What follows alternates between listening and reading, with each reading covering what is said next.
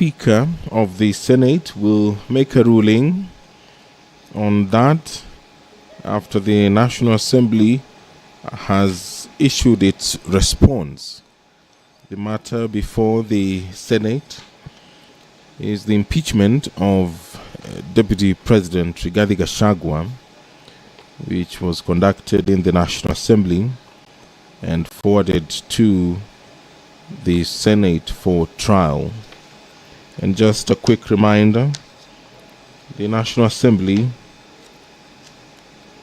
is represented in this case by Honorable James Orengo, who is the lead counsel, Paul Nyamodi, Gumbo Eric, Kipkogei Moses, Mudhomi Thiankolu, Peter Wanyama, Meli Kennedy, Joan Jeruto, Murioki Eric Muregi, Mwereru Boniface, Ondago Kevin, Alex Mbaya, Kennedy Chalo, and John Mwangi Kangu.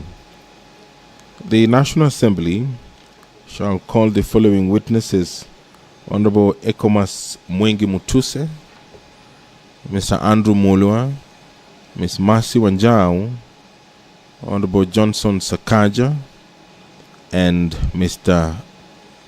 Peterson Njomo Mushira.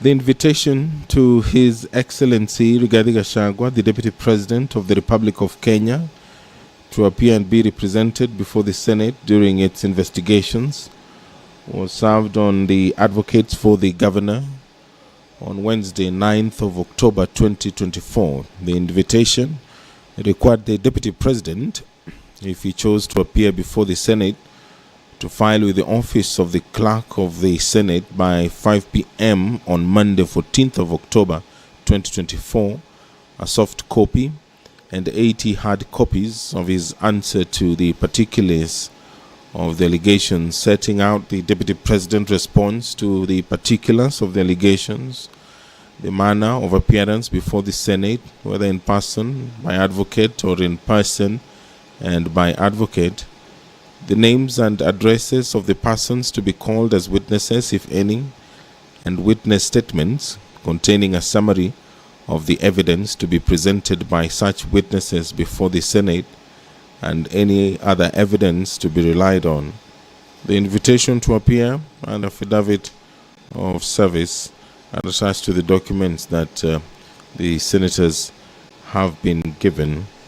On Monday, 14th of October 2024, the office of the Clerk of the Senate received a response to the invitation to appear by way of a letter dated 14th of October 2024 from M.S. Swanya and company advocates on behalf of the Deputy President, informing the Clerk of the Senate that the Deputy President will appear before the Senate in person and by advocate. The team of advocates representing the Deputy President are as follows: Mr. Paul Muite, Senior Counsel; Mr. Elisha Ongoya; Tom Masharia; Swanya Victor Ogeto; Ndegwa Njiru; John Jomo; Faith Waigwa; Amos Kisilu; George Wandati; George Sakimpa; Andrew Muge; Eric Naibei; Julia Omwamba, and Willis Echesa. The Deputy President shall be the only witness. The Deputy President, via the same letter, also forwarded the following documents: Volume 1, Response to the particulars of the allegations in the motion by His Excellency Honorable Rigathi Gachagua; Volume 2, Witness Affidavits of His Excellency Honorable Rigathi Gachagua; Volume 3, which contains the index and bundle of documentary exhibits; and Volume 4, Further Witness Affidavit of His Excellency Honorable Rigathi Gachagua. The Deputy President also forwarded video and electronic evidence. By a letter dated 14th of October 2024, MS Swanya and company advocates addressed to the clerk of the National Assembly and copied to the Speaker and the clerk of the Senate. The advocates informed the clerk of the National Assembly that in the message dated 8th of October 2024 and the accompanying documents forwarded to the Senate by the Speaker of the National Assembly and served on the advocates, an affidavit sworn by Mwai Madhenge and Njoroge Regeru was missing and was crucial to the evidence of the Deputy President. There have been exchange of documents pursuant to Rule 8 of Part 1 of the second schedule to the Senate Standing Orders. On Monday, 14th of October 2024, the clerk of the Senate furnished the National Assembly with the documentation filed by the Deputy President on that day. Similarly, the clerk of the Senate furnished the Deputy President with the documentation filed by the National Assembly on that day.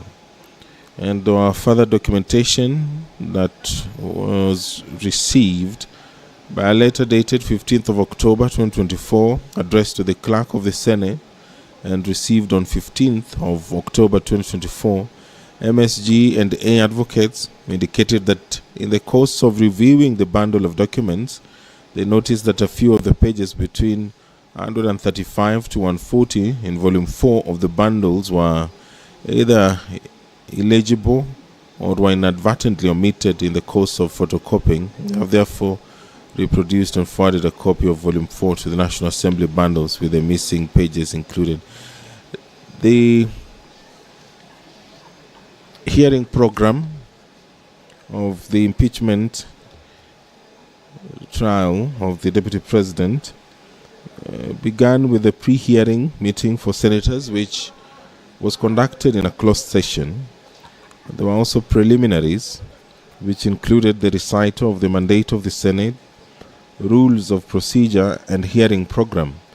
There was also introduction of members of the National Assembly representing the National Assembly and their council, and also there was the introduction of His Excellency the Deputy President and the council representing the Deputy President. The charges were read, and the Deputy President pleaded not guilty to the 11 charges that were leveled against him and forwarded to the Senate for consideration by the National Assembly. And so this afternoon, the Speaker of the Senate will rule on whether to allow the objection that was raised by the Deputy President through his counsel that opposed the inclusion of Siaya County Governor James Agri Orengo to represent the National Assembly. And so the defense is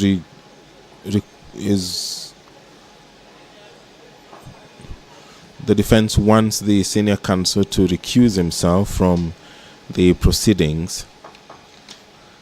This afternoon, the Speaker will give a ruling after the National Assembly has given its response. If you're just joining us, in a few moments, the Senate will resume its sittings where it is hearing the impeachment case against Deputy President Rigathi Gachagua.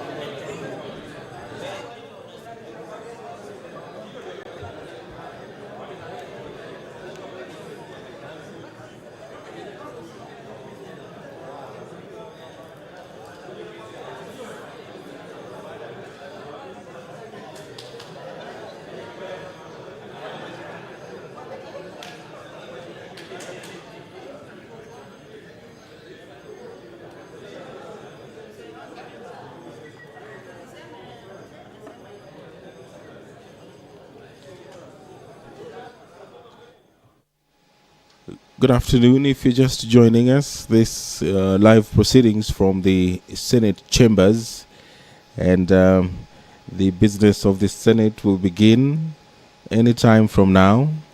And before that, we'll recap the charges that were leveled against the Deputy President, among them gross violation of Articles 10, Article 2A, B and C, Article 27, 4, 73, 1A, and 2B, among others.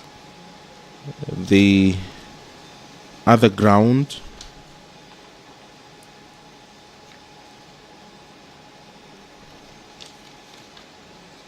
is gross violation of Articles 147, Subarticle 1, and Article 152, Subarticle 1 of the Constitution.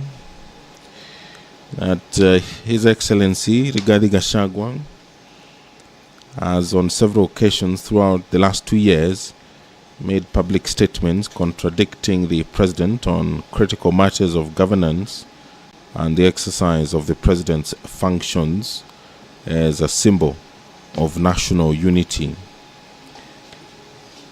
Ground 3, gross violation of Article 6, Subarticle 2, Article 10, Subarticle 2A, Article 174, Article 181, Subarticle 1, Article 189, Subarticle 1 of the 4th Schedule to the Constitution, undermining devolution.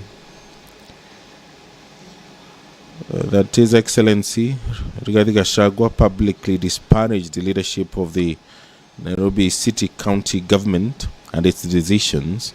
Moreover, His Excellency Rigathi Gachagua has interfered with the proper discharge of county government's constitutional functions regarding alcohol control and regulation. His Excellency Rigathi Gachagua's insightful and demeaning public statements and conduct are impeachable offenses to the extent that they undermine devolution, they undercut the functional and institutional integrity of county governments, they unjustifiably vilify and ridicule the leadership of county governments, especially the Nairobi City County Government. Consequently, His Excellency Rigathi Gachagua has grossly violated Articles 6, Subarticle 2, Article 10, Subarticle 2A, Article 174, Article 186, Subarticle 1, and Article 189, Subarticle 1 of the Constitution, as read with the 4th Schedule to the Constitution. Ground 4, gross violation of Article 160, Subarticle 1 of the Constitution, and this one concerns the undermining of the institutional and decisional independence of judges. That the Deputy President made a scathing public attack against the Honorable Lady Justice Esther Maina, Judge of the High Court of Kenya, and falsely threatened to file a petition for the removal of the said judge in gross violation of Article 160, Subarticle 5 of the Constitution. The judge had presided over a case in which His Excellency Rigathi Gachagua was a party and had, in the lawful performance of a judicial function, ordered His Excellency Rigathi Gachagua to forfeit to the state the sum of 200 million shillings, which she had found to be proceeds of corruption and money laundering. That His Excellency Rigathi Gachagua's public attacks against the judge are impeachable offenses to the extent that they undermine the functional and decisional independence of judges.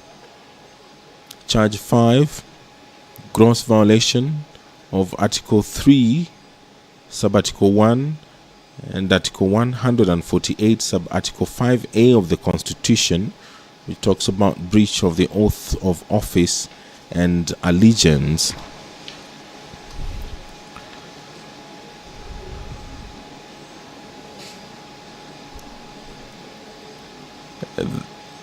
Part B of that ground